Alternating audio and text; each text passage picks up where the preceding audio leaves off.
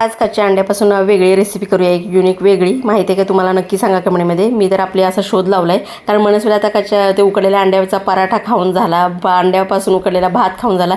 मग ती म्हणत होती, मनस्वी मम्मी आला मला तर वेगळं काहीतरी करून द्या अंड्यापासून.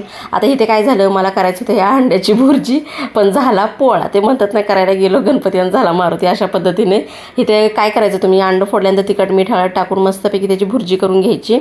आणि भुर्जी झाल्यानंतर अशा 2 चपात्या लाटून घ्यायच्या मस्त छोट्या छोट्या, आणि ह्याच्यामध्ये ती भुर्जी भरायची. आणि आजूबाजूच्या दुसरी चपाती जी त्याच्यावर टाकून आजूबाजूच्या ज्या कढया आहेत त्या दाबून घ्यायच्या, म्हणजे काय त्यातलं अंड्याची भुर्जी ती बाहेर निघणार नाही. मग तुम्ही इथे तेल टाका, तूप टाका, बटर टाकलं तरी अजूनच चांगलं. छानपैकी असं मस्त खरपूस भाजायचं. मनसला तर असं खरपूस भाजलेलं खूप खूप आवडतं, आणि मस्त असं गरम गरमच खायला द्यायचं बरं का लेकरांना. पावसात असं छानपैकी अंड्याची ही वेगळी रेसिपी तुम्ही नक्कीच मुलांना द्या, खूप आवडेल. मी सुद्धा मनसला अशी दिली आणि मनसला एकदम आवडलेली आहे. तुम्हाला कशी वाटली नक्की सांगा. चला सबस्क्राईब करा पटापटा.